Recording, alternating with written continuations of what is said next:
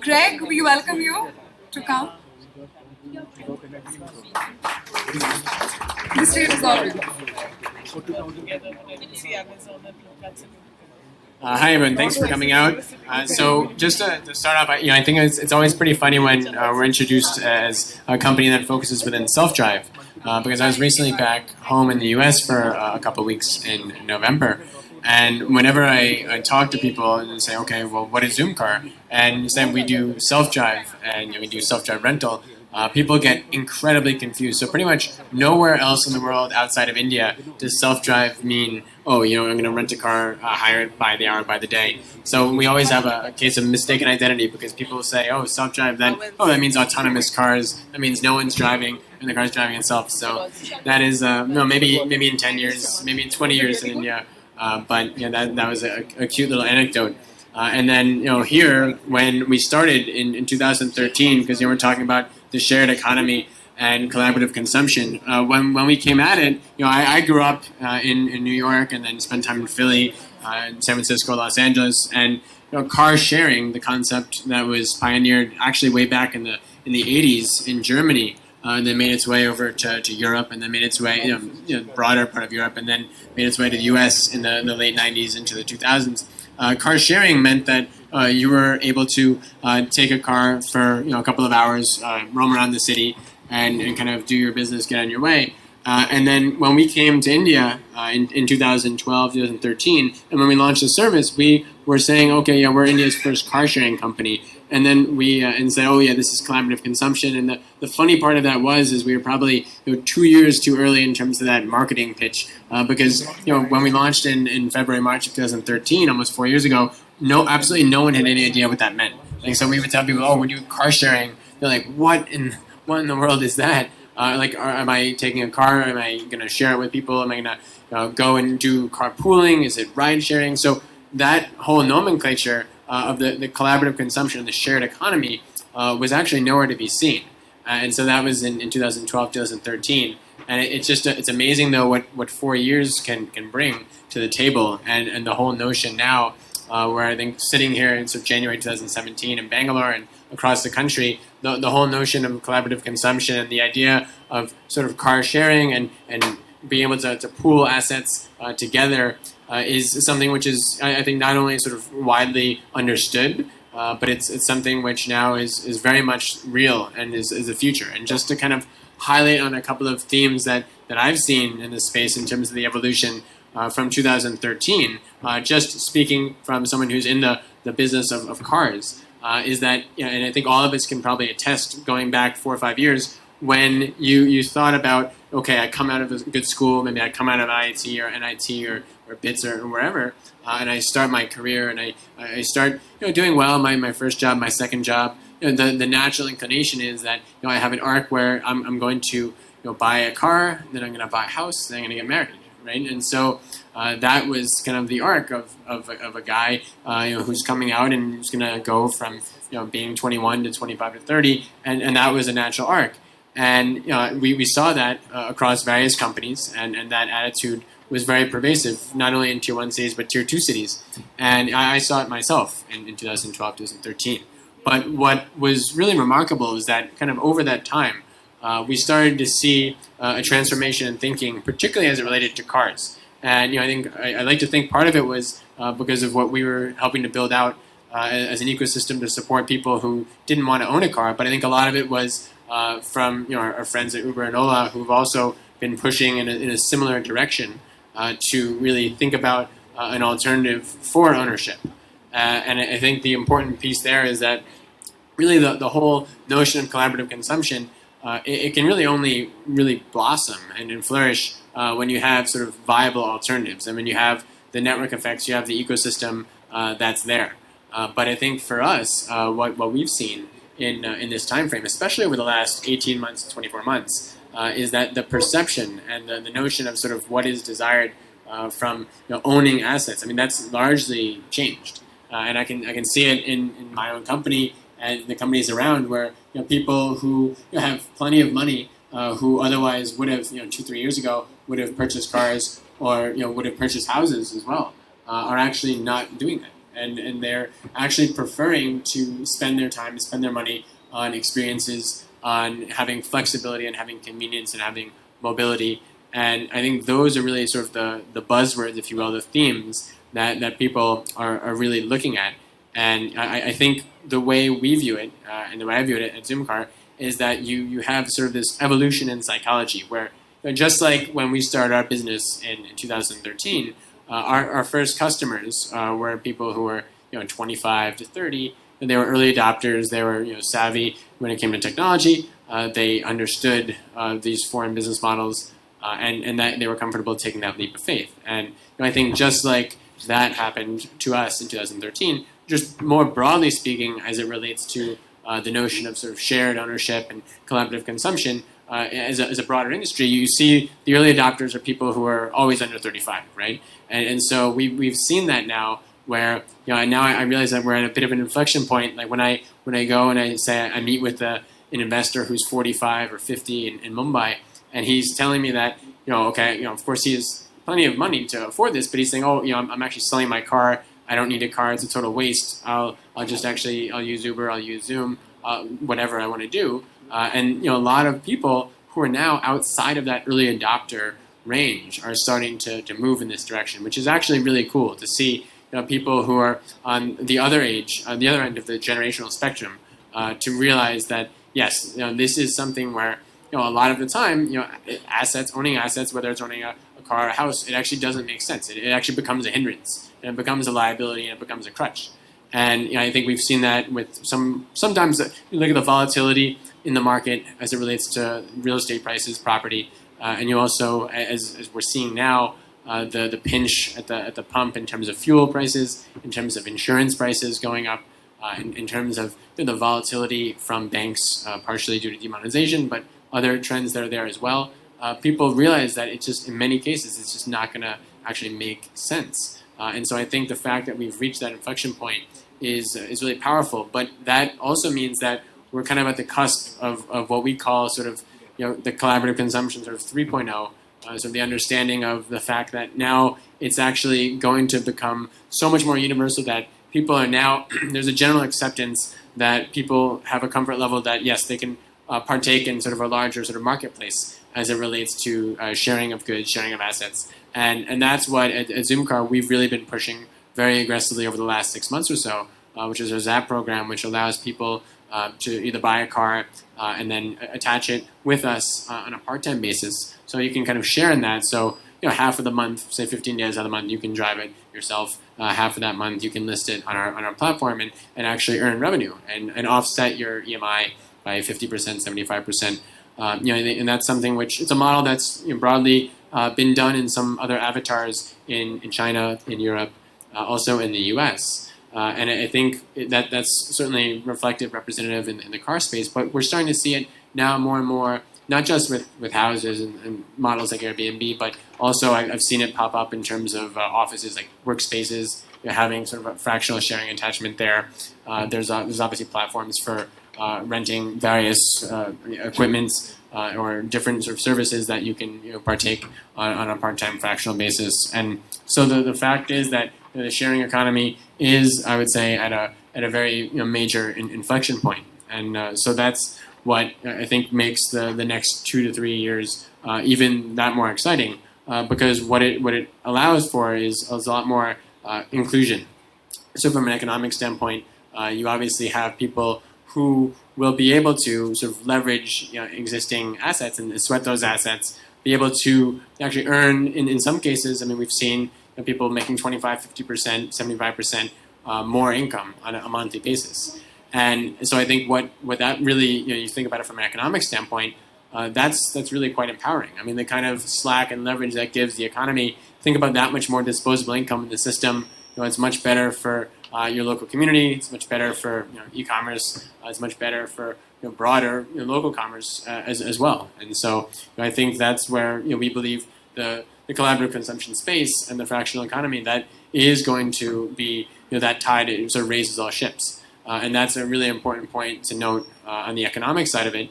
But I think for me, what's even more important is actually as we think about the environmental attributes. And so this is, of course, more tied to our industry, to transport.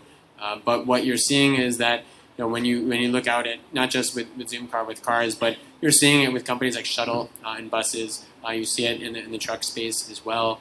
You're seeing it in vans, etc. So all across the ecosystem, which is highly distributed, what you find is that when you're able to share in a resource, you're able to, of course, remove other resources that would otherwise be in the system. And I think that's really the name of the game for us, because when we look at, even in our older model, which was more of a lease-backed model, where we would take cars on a permanent lease basis, for us, the way we viewed it is that for every car we would put on road and induct, we would actually be taking off about 17 cars, based on the notion of fractional usage and the fact that you could sort of cram down like 50 to 70 to 100 people on one car in terms of the overall usage patterns, which was really neat. And that's something which, as we multiply that out, you can very easily see. I mean, for us, we have a fleet of around 3,000 cars. So we've already been in a position then where we would have stripped off over 50,000 cars, 55,000 cars from the roads across the country. So that's quite material, and that's just obviously one company, and we're still relatively modest in size. But if you look at that as it relates to the fractional sharing of buses, for instance, or trucks, which can belch out like 100 times the emission level of a car. When you think about CO2, you think about particulate matter. This is a real concern, and it's an issue that's very burning for me as well. I mean, I think all of you guys would attest to it. I don't know how many of you guys try to run outside in Bangalore. It's really not. It's quite a hazard, right? I mean, I'm from New York. I'm used to going for a run anywhere, anytime. But I literally have not run in Bangalore in 4 years because the air quality is so horrible. And that's something that we have to take ownership of and have to address. And fractional ownership, the shared economy, as I was saying. I mean, if you can look at it from a bus standpoint, and you can strip off. I mean, let's be honest. We're not in a world here in India today where we have electric vehicles with any penetration. If I look India, we sell. I mean, I'd be curious. Take a guess at how many electric vehicles. Does anyone want to guess how many electric vehicles India sells per year today? Does anyone have any guess at a number? How many? No, 2,000 in terms of cars, electric cars. Now we have some electric bikes, but electric cars just 2,000. Electric buses, it's negligible. It's an afterthought. It's a rounding error. So the challenge is that because that we know that our buses they're burning whether it's diesel, whether it's a LPG blend, you have kerosene burning out into the environment. When you think about that on one single bus, now if you look at we understand that electric vehicles, there's a huge. I mean, there's thousands of crores that have to go into this sort of investment. But if we can actually just pivot that out and think about collaborative consumption and think about these fractional sharing models, and you pool the resources effectively, well then you can actually reduce that by an order of 20 or 30 or 50. And that's a really, really powerful way of actually improving air quality, reducing the actual asthma rates, reducing the any sort of lung-related disease, which is really zapping a lot of the public health expenditure. And so I think that's a real issue, which unfortunately probably doesn't get as much coverage, but it certainly should, because collaborative consumption has that power. And it's like going back to it. I mean, it's really about the network effects that it brings, because over time, what you find is the idea of shared ownership and collaborative consumption has the power to really transform, because it tends to be highly viral, very, very powerful in that sense, where you really talk about, and this is sort of the final point I wanted to end on, is that you have a lot of positive attributes that come from it in general. But the most positive that I see when you think about shared ownership is the community and the network that it really builds. And so with Zap, I mean, we think about it as the ultimate revolution in how to own a vehicle. And it's about creating a platform of sort of hyperlocal users that are very close to their community of owners as well. And so those two sides speak to each other, bond, and that's what creates the symbiosis that really allows for a tremendously rich experience for customers as renters as well as owners. And I think what you find is, and this is something that I think Airbnb's done really, really well globally. I'm sure a lot of you guys have stayed at Airbnb either here or abroad. But I think the idea of community and a sense of ownership and sort of pride in kind of what people are doing there is, I think, really, really powerful, because people oftentimes ask us, they say, oh, with Zap, I mean, are your service levels going to go down, or are you going to see an issue that you guys don't own the cars and you're not taking care in the right way? And I say that's total nonsense, because the idea is that no one will take care of an asset better than someone who's using it themselves. And I think the power now where we are with technology today, when you think about IoT devices, when you think about cloud-based services and the ability to remotely monitor and track and control for quality, collaborative consumption actually couldn't have existed 5 years ago, 10 years ago, because the technology just wasn't there. I mean, I can tell you in our industry, you wouldn't have been able to have any sort of intelligence around the cars. I mean, one of the things that we do is we focus on tracking and monitoring the health and wellness of the car in real time, real-time understanding and alerts triggered and fired when customers are not driving properly. And that makes our associates feel much, much better, much safer. And the same goes for a lot of other industries in this space. And I think that's where you have this ultimate convergence, where you have this sort of the technology angle, you have sort of the business model angle, and you have this broader community sense, which is really, really coming together. And so I think it's that confluence which puts us on a tremendous overall trajectory as we go ahead here. So I think those are the main points I want to touch on. If you guys have questions, happy to entertain and have a bit of a dialogue.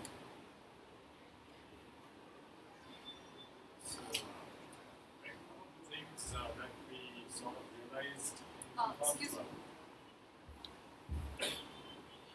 Hi, I'm Shomo. So, Greg, one of the things I think in 2011-12, that time, there was a lot of companies who thought India was a chauffeur-driven market. And while you had Hertz and others who tried the self-drive model, because of insurance issues or things where people manhandle the cars on self-drive, there was no faith. And you came in as someone from outside India, you kind of created a new business model, I would say, for the self-drive market, which didn't exist. So what has been the hurdles that you face creating a real new business model in India, where you're actually seeing that, you have both sides, right? So one is the increased penetration. So you talked of electric vehicles 2000, so it's gone to those people who are early adopters, but doesn't cross the chasm. Similarly, when you're looking at, let's say, self-drive itself, you have aspirational people. But on the other hand, people are buying more expensive cars. I mean, no one wants an entry-level car today. I mean, if you look at the youngest people, everyone wants a mid-sized car or an SUV, right? So how do you actually drive that growth in the market? How do you create a new business model? And what are the challenges you faced? Sure. Yeah, well, I think it's really, for us, it's all about selling experiences and having that really be at the core. And for us, we've never been a commoditized product. We've never been a service which is going to be used and availed multiple times a week, like an Uber or an Ola. I use Uber every day, but I'm not going to use a Zoom car every day. So we'd be delusional to think otherwise. But I think for us, we have people who want to use us 2 times a month, maybe 3 times a month, and people maybe once a month or once a quarter even. And it's really about making sure that the value that you're able to bring them is really going to be differentiated. And so the way we think about it, we always segment our users like any good entrepreneur, I suppose, would. But we think about it in the bucket of folks who own a car already and who want to avail self-drive, and then folks who don't own a car. And so the majority of our guys don't own a car. And so for them, it's always going to be a little bit more aspirational, right? So they will want to have either more of a pure experiential trip, which oftentimes is outstation or kind of roaming somewhere slightly afar, and then those guys will like to have maybe an SUV or maybe a luxury car, or a much bigger car. But then there are the people who are looking at it more from a functional standpoint, and they realize that I want something that's a little bit more practical for the city, where a compact, like a Maruti Swift would make a lot of sense. So I think it's just about mapping those different use cases and getting the right balance. But I think for us, we have for instance, a huge part of the business is out of the airport. And so the folks that come in and use it mainly for business purposes for a day or two, that is going to be obviously inherently different from someone that picks it up here, or we deliver it to their place in HSR, and they're going to Pandi for a long weekend, public day. So I think we are really focused on building products for both sides of it, and then also really when we do our outreach and marketing and community building, we want to make sure we're speaking their language to kind of get them really tied and hooked to the experience, because that's how you build loyalty, that's how you build stickiness, that's how you ensure that people are coming back to create that highly differentiated customer experience and the usability. Okay. Thank you, Greg. Yeah, Thank sure. you for your time. Yeah. Okay. So we have a goodie for you. So volunteer to come and give it.